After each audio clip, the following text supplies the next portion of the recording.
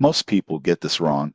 They think Daily Pay Advance is just another payday loan app, but the surprising truth in 2026 is that it has evolved into a fast, low-fee tool for accessing earned wages early if used responsibly. Here's how it works. Daily Pay Advance allows employees to access a portion of their earned income before the regular payday, often within hours. Instead of charging traditional high-interest rates, it typically uses a small flat fee per advance. In 2026, the platform also includes budgeting alerts, repayment reminders, and optional tools to help manage short-term cash flow. But here's the catch. Frequent use can quickly get expensive. Most people underestimate how small fees accumulate if advances become a regular habit. Late repayments can also limit access in the future and, in some cases, affect credit profiles. Tips for responsible use. 1. Only withdraw what you truly need and can repay promptly. 2. Use the budgeting tools to plan ahead and avoid repeated reliance. 3. Consider alternatives like small personal loans or employer advances for recurring cash gaps. Who should use Daily Pay Advance? It's ideal for people with steady income who occasionally need short-term cash. If your income is unpredictable or you struggle with repayment discipline,